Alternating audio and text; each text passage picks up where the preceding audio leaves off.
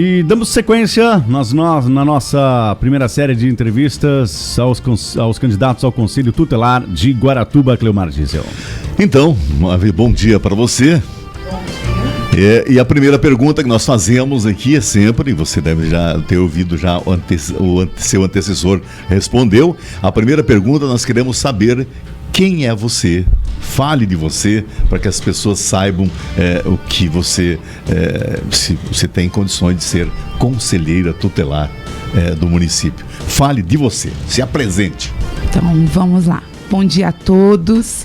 Meu nome é Ana Carolina, eu tenho 42 anos, sou casada há 24 anos, tenho 5 filhos, moro na cidade de Guaratuba há 9 anos.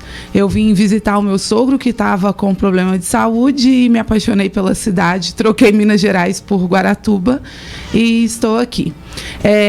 Eu também sou estudante de terapia ocupacional e sou cristã, faço parte da Igreja Videira Guaratuba.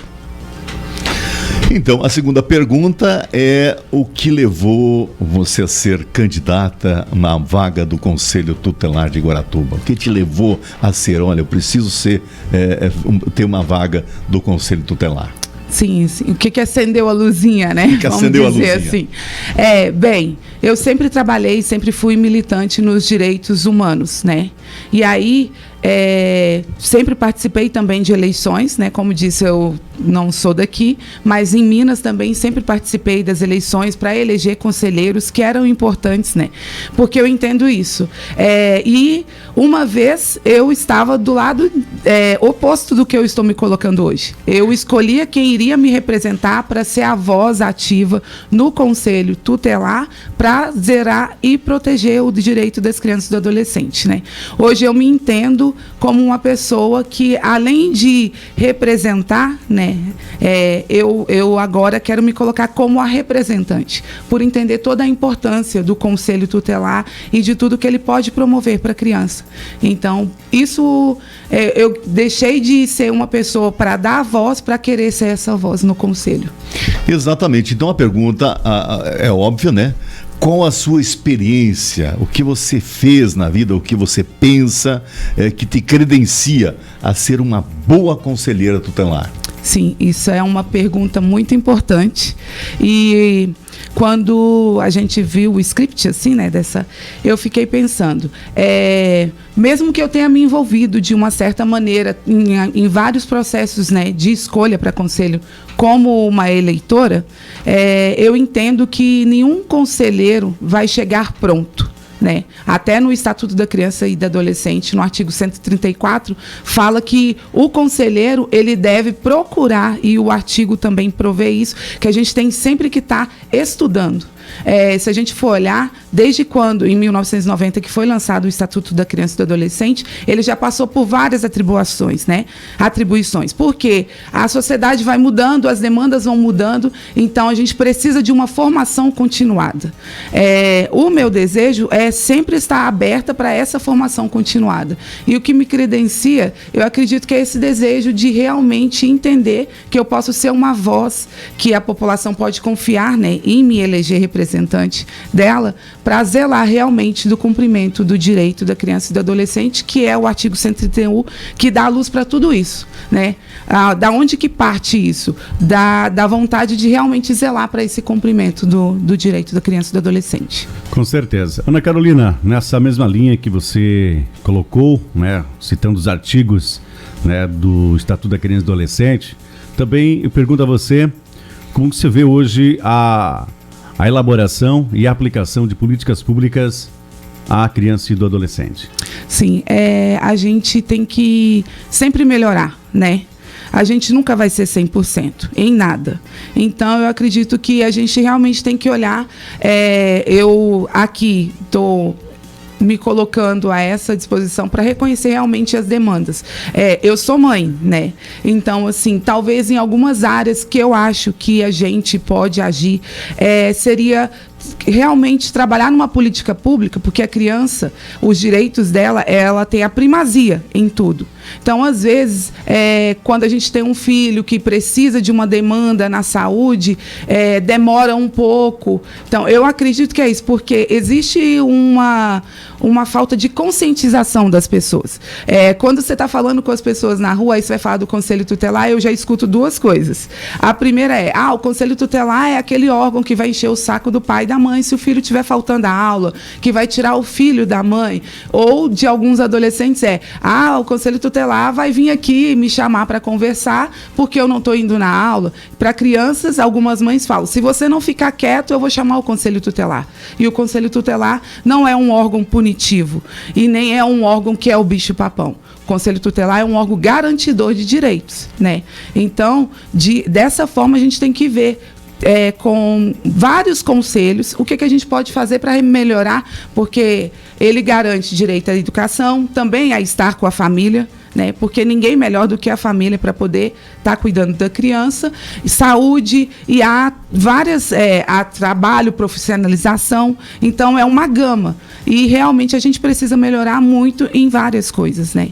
Então o meu intuito é esse, conhecer, estudar, me formar continuamente para poder fazer o melhor. E outra pergunta, né, Joelson, que é a pergunta que a gente fez também para o Alisson. Sim. É óbvio que você conhece o ECA, estudou o ECA, até porque fizeram uma prova. Sim. Me diga uma coisa, como é que você analisa antes e depois dessa lei do ECA? Sim, então, isso é bem interessante, porque junto com essa resposta, a gente também apresenta o Conselho Tutelar, né? Por que existiu o Conselho Tutelar? O Estatuto do ECA, né, que é o Estatuto da Criança e do Adolescente, ele surgiu em 1990.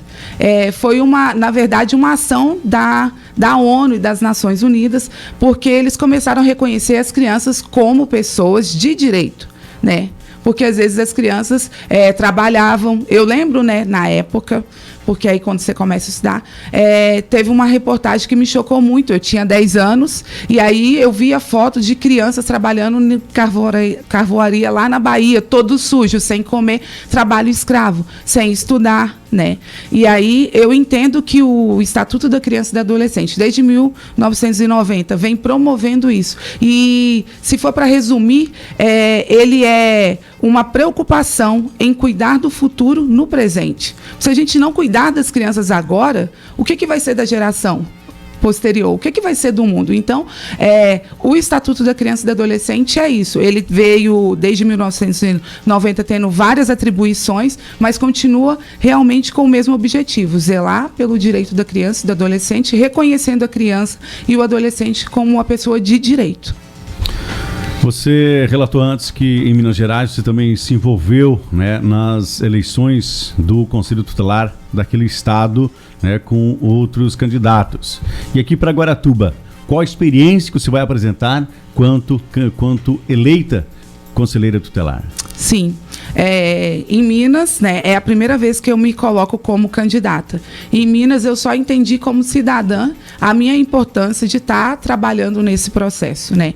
Porque aí você pode escolher um representante. Quando você tem um representante, você pode ir lá e falar, olha, o que você acha? Porque quando a gente olha, quem garante o direito da criança e do adolescente? A família, a sociedade e os órgãos políticos e o Conselho Tutelar através disso. Então, o que eu posso garantir, na verdade, por que eu estou me colocando como conselheira? Por entender isso, sabe? Por querer dar essa voz. E também por ter os meus princípios cristãos, que eu acredito que a gente sempre tem uma missão, sempre tem um propósito, né? Então, eu acredito que diante disso é um propósito que Deus tem colocado na minha vida, sabe? Eu vou trabalhar atrelada a isso, respeitando todos, né? Porque a gente tem... Isso não é uma coisa que eu vou chegar e ficar impondo, né? Mas a gente tem princípios da onde partir. E o meu princípio é esse. E o princípio é cuidar e amar o próximo como a si mesmo. E a melhor maneira de você amar o próximo é se colocando na posição dele. Quando se coloca na posição da outra pessoa, você entende o que você pode fazer para melhorar. Então, essa vai ser o meu ponto de partida, né? E Acho interessante frisar, porque às vezes é muito complexo.